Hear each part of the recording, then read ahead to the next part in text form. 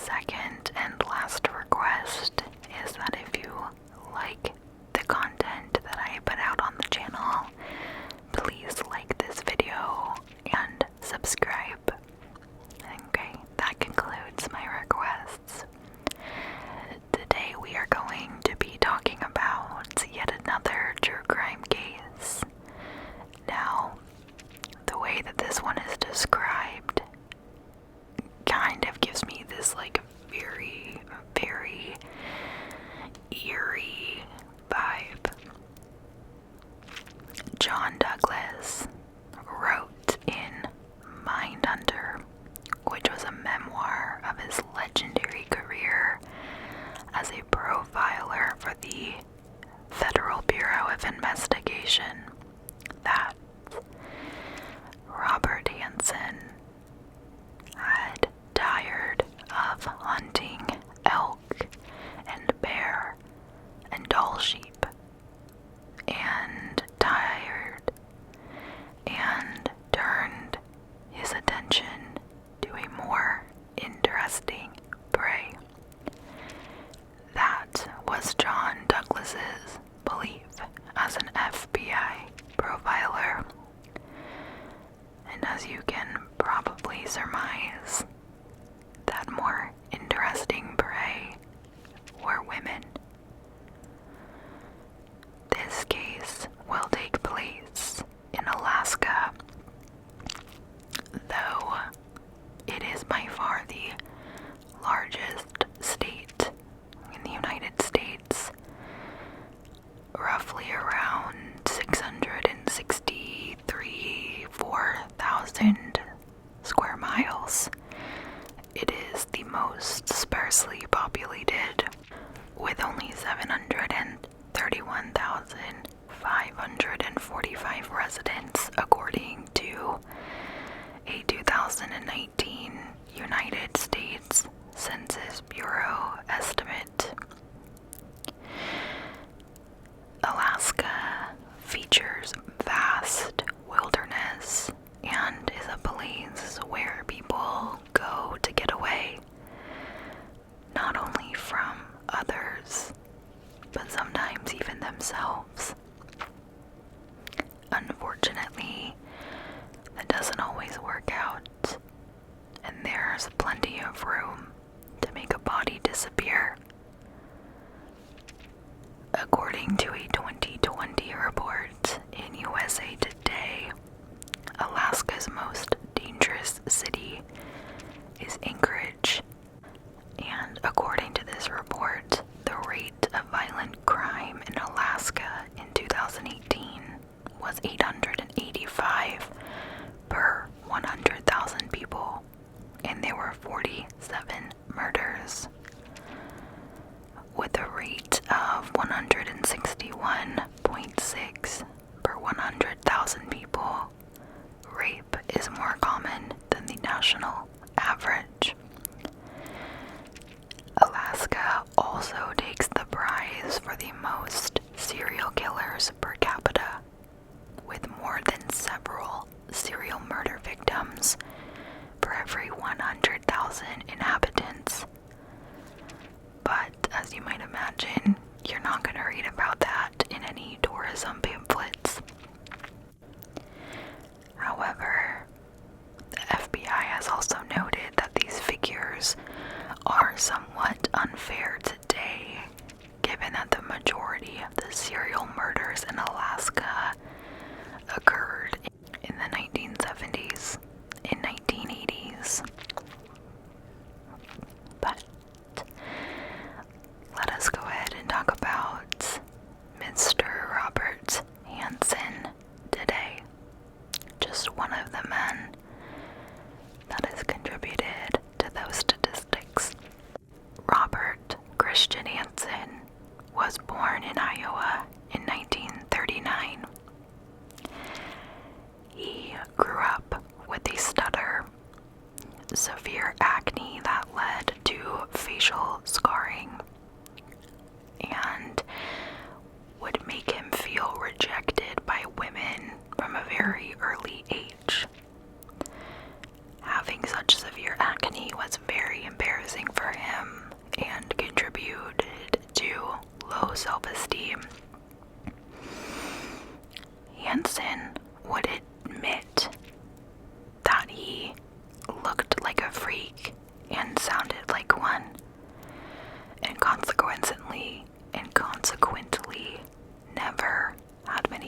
girls that were interested in him. Robert was the son of Danish immigrants and would learn his father's trade as a baker through countless hours of labor in his father's bakery as a child. Born left-handed, Hansen's father would insist that he use his right hand instead. At a very early age, Hansen began shoplifting just for the thrill of it. And after high school, Hansen would serve a year in the Army Reserve, where his first sexual experience would be with a sex worker. Hansen would later tell investigators, quote, "That was kind of a disappointment, you know, jumped in the bed and jumped off, and that was it. I think that was part of the reason I figured that if a person was going to pay for it, they should be in the driver's seat." End quote. Hansen briefly worked as an assistant drill instructor at the police academy in Pocahontas, Iowa, where he met his first wife. And for whatever reason, the name of his first wife is unknown. I could not find her name anywhere. But shortly after getting married, Hansen was arrested for burning down a school bus barn in 1960. He said this was an act of retribution for the wrongs that he felt he had been dealt while in school there. He received a 3-year sentence, but was freed after 20 months. And during this time, his wife divorced him. During his incarceration for this crime, Hansen was diagnosed with manic depression, now known as bipolar disorder, with some schizophrenic episodes noted. He was placed on a lithium regimen, which he would abandon after his release. He would go on to have several other run-ins with the law, but never spent long behind bars. In 1963, Hansen met a woman named Darla Henriksen, who would become his second wife. Once she had graduated from college, Hansen convinced her they should move to Anchorage, Alaska in 1967, presumably to seek a new start after his many run-ins with police in Iowa. As a small boy, he usually spent time hunting and fishing, and he had always read stories about Alaska, which is why he wanted to move there. Robert and Darla would go on to have a son and daughter together, and Darla would stay by his side even after he faced theft and rape charges. She was a very religious woman, and so it is rumored that Darla likely had faith that he would change his ways. In November of 1971, Hansen was arrested for attempting to abduct a woman at gunpoint.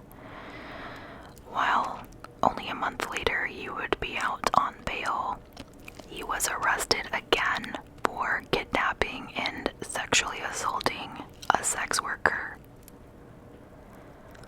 In a disastrous turn of events, Hansen agreed to plead no contest to assault with a deadly weapon in exchange for all other charges to be dropped against him.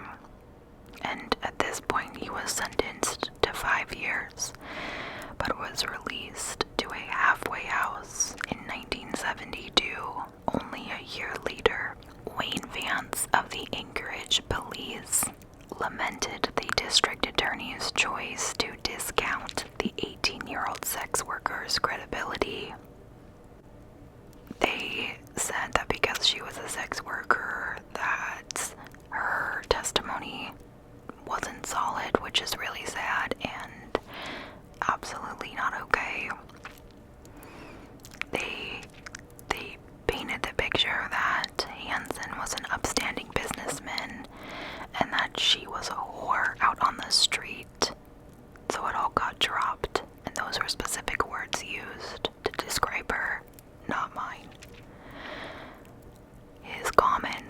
illustrated the current sentiment that women in this part of the society were not worthy of protection. I personally think we have gotten better as a society, not where we should be. There's still significant room for improvement, but I do think that we're doing better about protecting sex workers. Anchorage police officer Ron Rice said that he thought it was a great mistake and, quote, "I think you would have found any reasonable jury, they would have found him guilty. He would have probably got 20 years to do in jail, and a lot of other women would still be alive if they would have done that," end quote. And the common belief within the district attorney's office was that Robert Hansen learned early on how to choose his victims. He shouldn't choose nice girls. He shouldn't choose people who would be believed. Choose the prostitutes. Choose the people that were considered the lowest in society, so he would get away with it. In 1976, Hansen would be arrested again for stealing a chainsaw.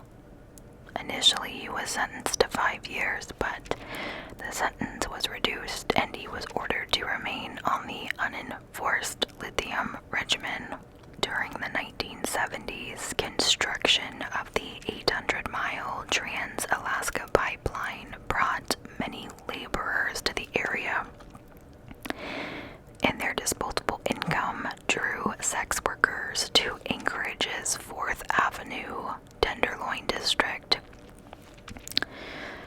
By then, young women in the sex trade had been going missing from Anchorage for a few years, but again, the nature of their work caused police to just dismiss them as transients.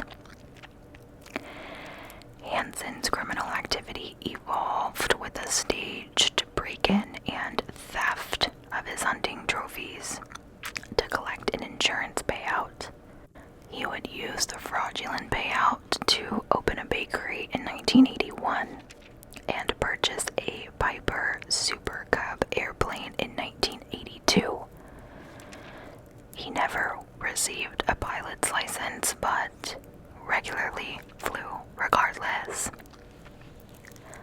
So clearly at this point in the story, I hope I have depicted that Robert Hansen is a reckless man. He feels untouchable. He thinks he can get away with whatever. He's done small stints in jail for some serious crimes, but he always seems to get lucky and get off. His wife, Darla Hansen, reportedly knew that her husband would frequently visit sex workers before opening the bakery in the morning, but no one had any idea just how far off the rails Hansen had gone. Darla would encourage a man named Marshall Ellison to befriend her husband based on their shared interest in hunting. Ellison would go on to tell Investigation Discovery, quote, "One of the hunters that I had hunted with went with Bob and spent the day with him. He came back and told me that he was uncomfortable with Bob. My friend said, 'Marshall, you and I enjoy hunting because we enjoy the outdoors. We enjoy the stock. We enjoy the animals, whether we're shooting them or not. I don't think Bob is like that. I think he just enjoys the kill," end quote. Hansen was particularly fond of hunting along the Nick River, which he referred to as the most beautiful place in the world. But Hansen would grow weary of hunting animals there, just as Douglas had surmised. Instead, he would switch from hunting in this area to luring offer to pay them for sex and then abduct them and either fly or drive into the remote wilderness. Ultimately, he would release the women and then hunt them as his prey in the remote wilderness. He would leave their bodies in the shallow graves where animals would scavenge the bones. Now, during this time, women would go missing, and police were trying to figure out who was behind this. For whatever reason, it sounds like Robert Hansen wasn't necessarily a man of interest, which, from where I am sitting, I don't know how, but I'm also no expert, so there's probably plenty of reasons for that, back in the 70s. But in 1983 would come a significant break in the case when 17-year-old sex worker Cindy Paulson escaped Hansen as he was preparing his plane for his next hunt. She quotes, "He offered me $200 for a blowjob in the car," end quote. He then pulled a gun on her, handcuffed her, and drove her to his home, where he would assault her. She would also tell police that after the assault, he would wrap a chain around her neck 4 times and handcuff her. She was left in the basement, chained to an overhead beam, while Hansen slept for the next 5 hours. And when he awoke, he would continue his torture. Cindy Paulson recalls saying that she would tell him she wanted to go home because she lived with her mom and that she would never tell a soul. But then he would say that he had a plane over at Merrill Airfield and that we would go there. And then he would take me to his cabin and bring me back. But I knew that I wasn't going to come back. End quote. As Hansen prepared the plane, Paulson saw an opportunity. She opened the back door and ran, and he started chasing her with a gun. And then this guy with his truck stopped her because he saw the handcuffs on her hands and that she didn't have any shoes on.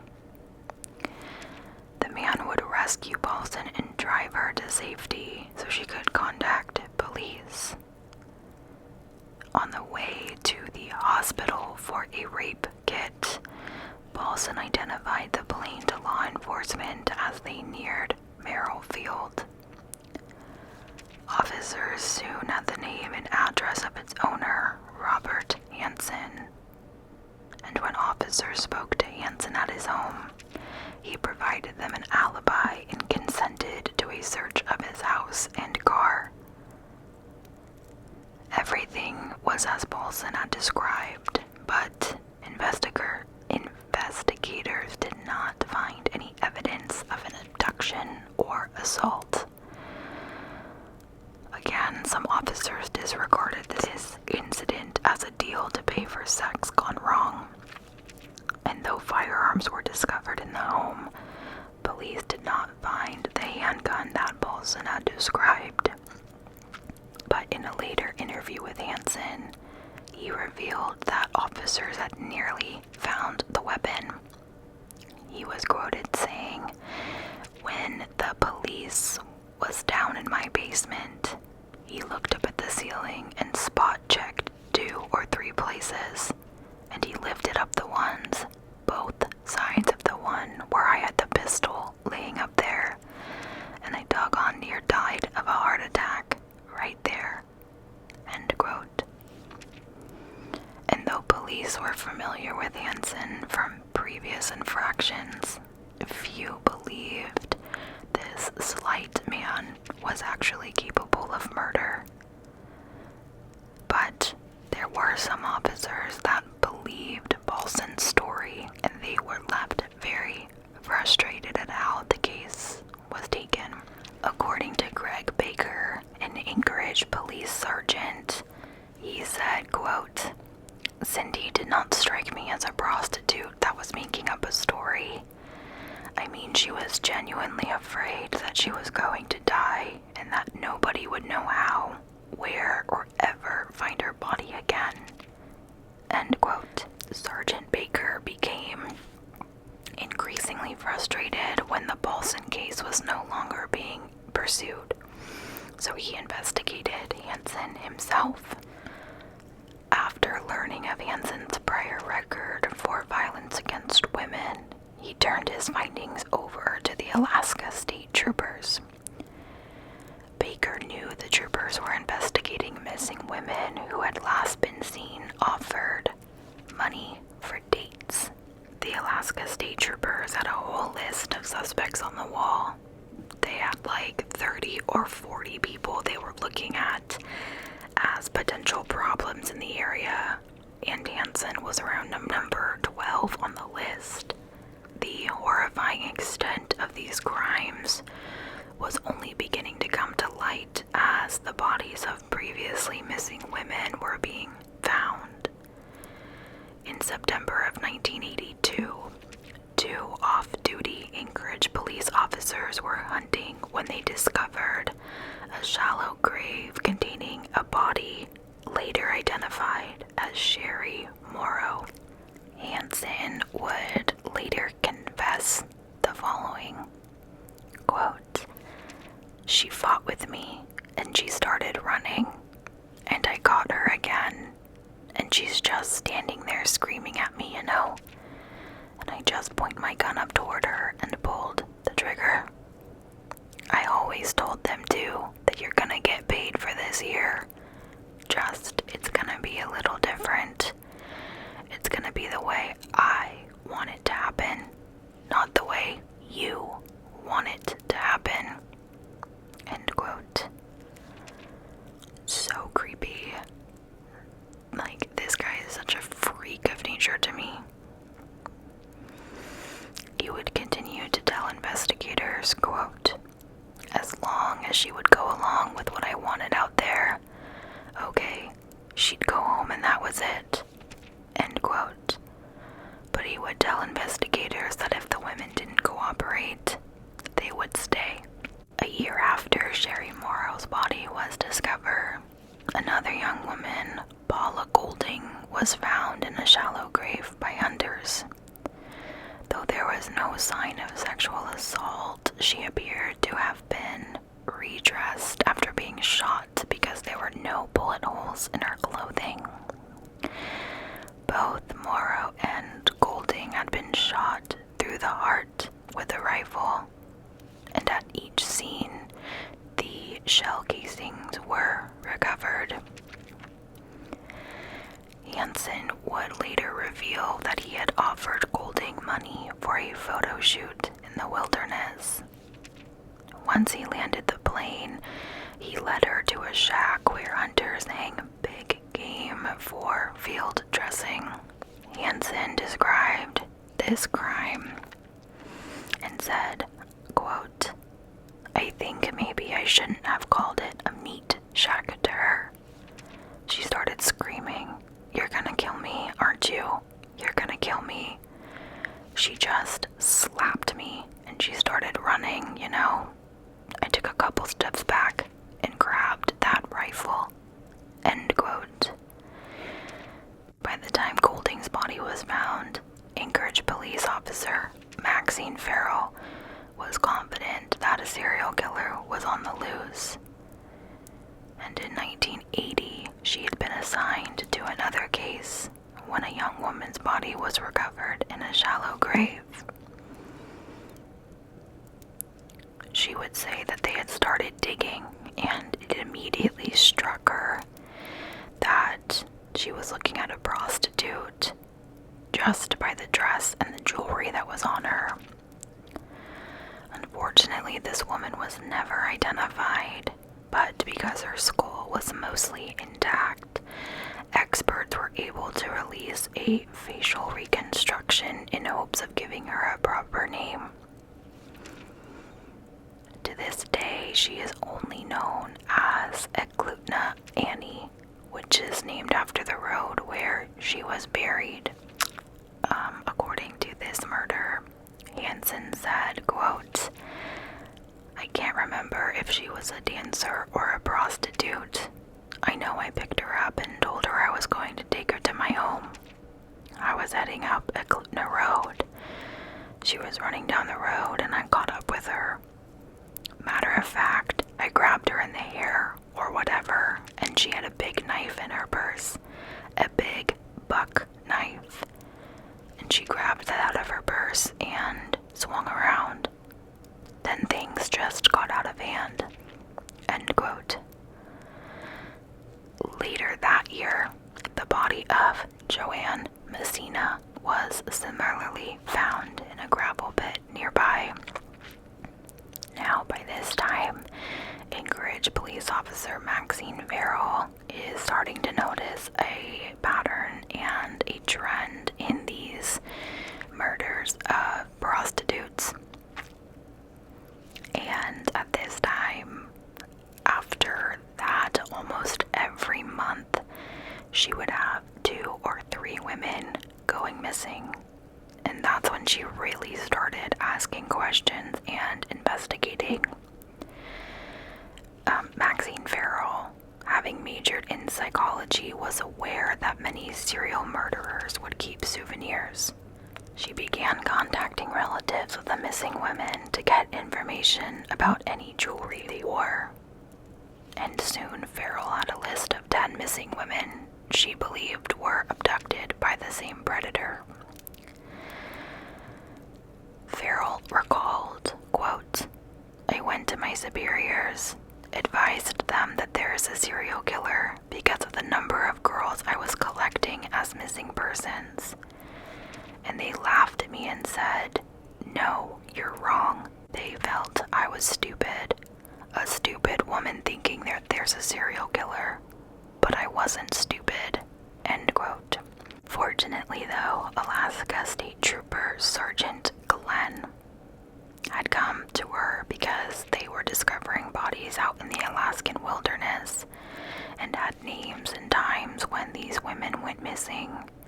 And as a result of that, they were able to form a task force to work these crimes together.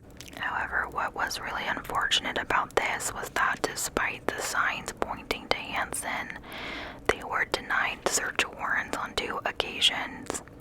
And at this point is when they turned to Douglas and the FBI for help.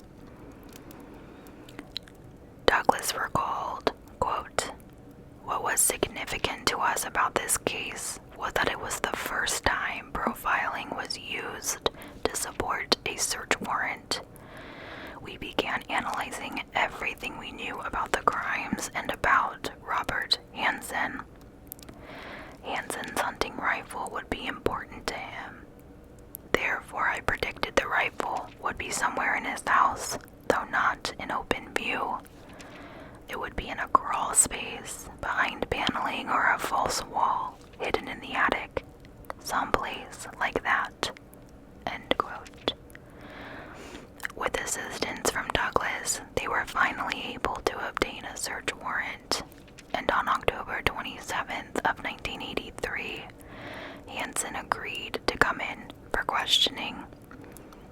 Simultaneously, unbeknownst to Hansen, the search warrant was being executed for his house, car, and plane.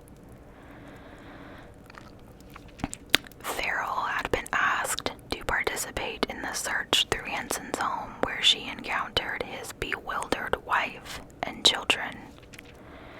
The little boy was horrified. He wasn't crying, but just horrified. And the little girl was just standing there with tears streaming down her face. However, despite the search warrants, officers were having little luck in finding evidence. The only place that at that point had not been searched was the attic, and Alaska State Trooper Pat Gasnick volunteered to go up there. Now, by this point, everybody was realizing how critical it was to get this guy off the street, and there was a lot of pressure to do so. And Pat Kasnick had gone down 10 or 12 rows of the insulation in the attic, and that is when he discovered the rifles they were looking for. Hansen's Ruger hunting rifle would be a match for shell casings recovered at the crime scenes. And investigators also found the pistol that Paulson had described. Officers were also hopeful that they would find the souvenirs they profiled that Hansen would likely keep of his victims. Kasnick's search in the attic would not only turn up the rifles and pistol. He pulled back some of the insulation, and there he found a plastic bag with jewelry in it. They presumed that he would go visit that frequently and look at them as treasures and spend time reliving those experiences. The final nail in Hansen's coffin would be an aviation map with more than 20 locations marked on it. Some of the locations marked were precisely where the bodies had been found, and investigators began to suspect that Hansen was a more prolific killer than they had ever imagined he would be. So after this search ends up yielding the damning evidence they had been hoping for, Robert Hansen is finally arrested. The men who had previously supported Hansen's alibi in the Paulson case recanted when they learned how serious matters had become. And just as a side note on that, I hope they apologized and had a lesson learned in that experience, because there was no reason for them to take his side, yet they did. On February 22nd of 1984, Hansen claimed to have only killed the 4 women police already knew about. However, they knew, as the police, that they had a map with over 20 X's on it.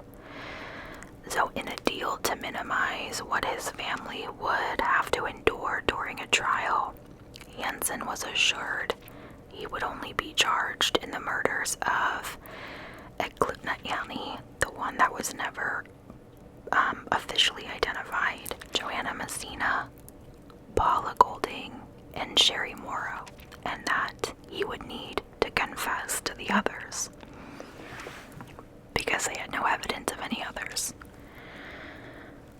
All they had were those 20 X marks.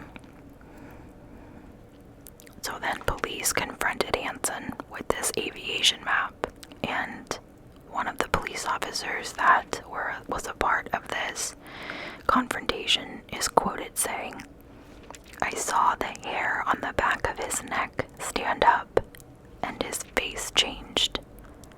And at that moment, I saw not Bob the baker. I saw Bob the serial killer. I saw who the man was that had abducted and killed and tortured all of these women.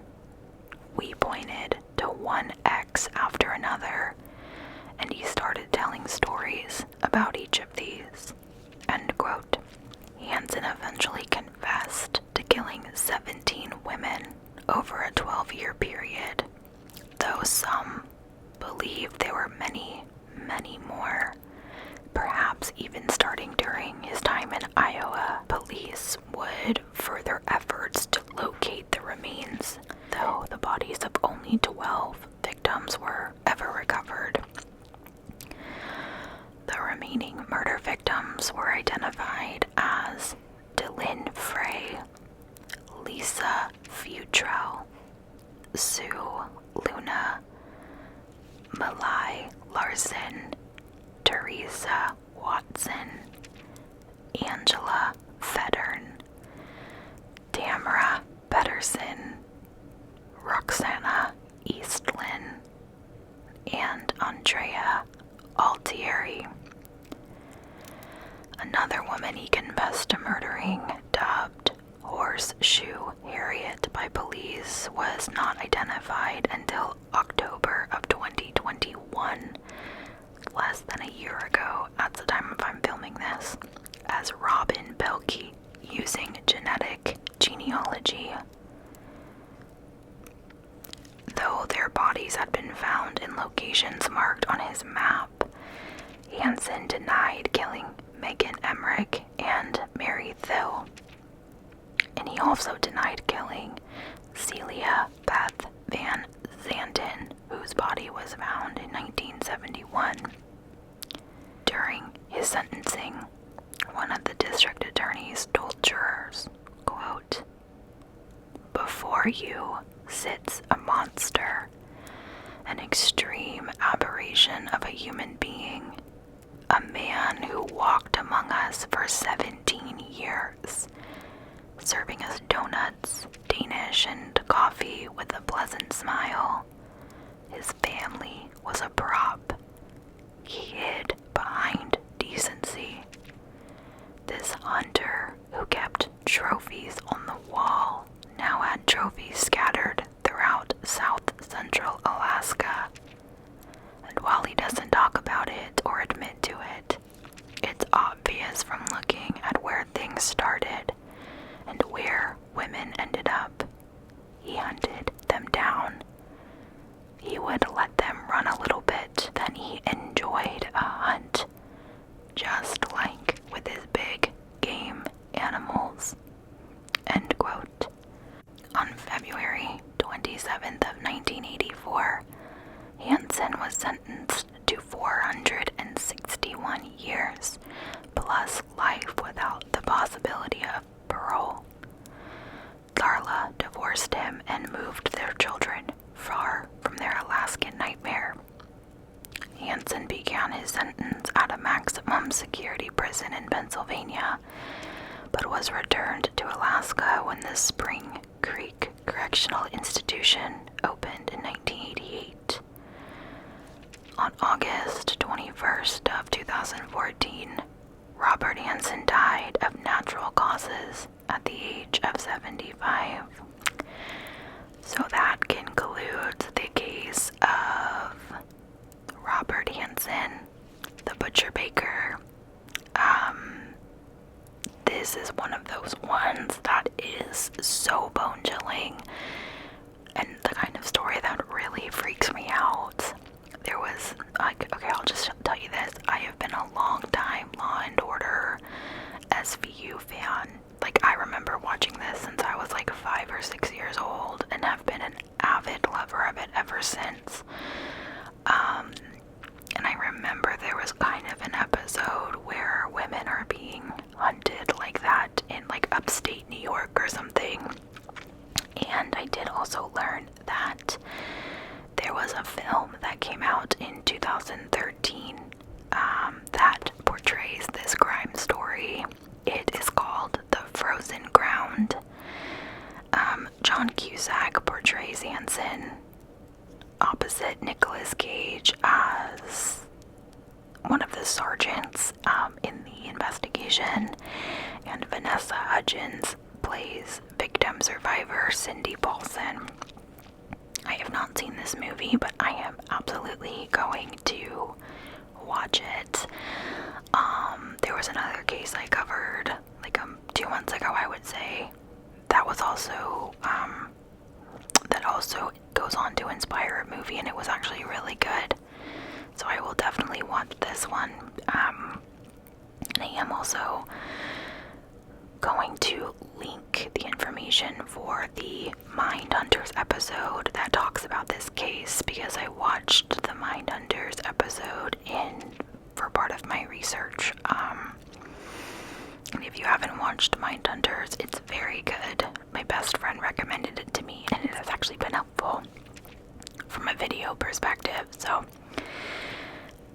that concludes our case. Please let me know your thoughts. Like I said, this one freaked me out on a different level. It's something about this man getting pleasure out of the hunt and letting them know that they're being hunted to an extent to ultimately kill them, that just rattles me. Thank you, thank you, thank you for being present with me in this video, and until next time.